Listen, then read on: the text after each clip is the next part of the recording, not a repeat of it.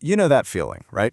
You look at a store receipt and just feel this frustrating sting, that undeniable sense that your hard-earned cash just isn't stretching anywhere near as far as it used to. Well, we all feel it, but today we're going way beyond just being frustrated. We're going to unpack exactly what's going on under the hood when money loses its value. Welcome to today's Explainer, where we'll be translating the core economic rules of price dynamics into a clear, easy-to-follow roadmap. Let's get right into it. So why does your dollar buy less today than it did yesterday? I want you to literally picture your everyday grocery run. Think about what a cart completely full of essentials cost you, say, a year ago, versus what it rings up as today. That difference, that shrinking purchasing power, is the absolute most immediate personal connection that you and I have to the broader economy. But while it's super easy to just wave our hands and blame higher prices, the actual economic machinery at work here is much, much more specific. Okay, let's really dive into this. The term we're looking for here is, of course, inflation. But look at this strict economic definition. It's a process of a persistent and appreciable rise in the general price level. Now, notice the really precise language there. It's not just about things being generally expensive. In economics, inflation is a highly specific phenomenon. And to actually understand it, we've got to put it to the test. To do exactly that, we're going to run through what I call the 4 facets check. Think of this as the anatomical breakdown of inflation. To be the real deal, it has to hit these 4 marks: process versus state, appreciable rise, prolonged timeline, and measurement. Let's just walk right through this checklist. First up on the list, we have process versus state. And honestly, this is an absolutely crucial distinction. Inflation refers to a continuous, active process of rising prices. It's kinetic, right? If you live in a super expensive city where rent and food just generally cost a fortune, but those prices are stable, well, that's just a state of high prices. That's actually not inflation.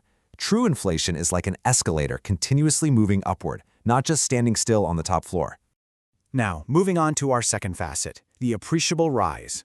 What's really interesting here is that a lot of people just assume any tiny price bump is inflation. Actually, scratch that. A modest rise in the price level, say a tiny 1% to 2% bump per year, is not considered an inflationary rise. No way. To count as true inflation, the price increase really must be considerable. It literally has to become excessive and unhealthy for the broader economy.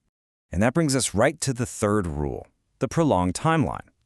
Let's go ahead and bust a common myth right now.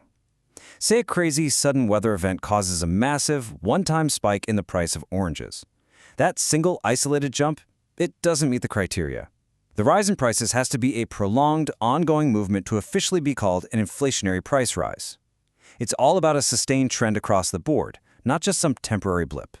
Finally, the 4th facet is measurement. Look, economists don't just guess that inflation is happening based on vibes. It is strictly measured. It's tracked as a specific rate of increase using dedicated price indexes. The 2 really big tools you'll hear about are the Consumer Price Index, or CPI, and the Wholesale Price Index, the WPI. These indexes are basically the official scorekeepers of this whole phenomenon. Okay, so now that we've totally locked down the definition of what inflation actually is, let's step into the engine room and look at the 2 main drivers of inflation. As you can see, there are basically 2 completely distinct sides to this inflationary coin: demand pull inflation and cost push inflation. Pretty much every major inflationary period is fueled by one of these structural forces, or sometimes even a combination of the 2. So let's break down exactly how they work, starting with the demand side. So demand pull inflation is kind of exactly what it sounds like. It happens when the aggregate demand for goods and services just totally outpaces the available aggregate supply. Imagine an economy sitting at full employment, just running at absolute maximum capacity. If eager buyers suddenly want way more goods than the economy can actually produce at current prices, well, that massive wave of demand essentially pulls the prices up. It's the classic case of too much money chasing too few goods, literally. Now, on the flip side, we have cost-push inflation. This one isn't driven by eager buyers at all. Instead, it's an inflationary price rise triggered directly by a sudden spike in production costs.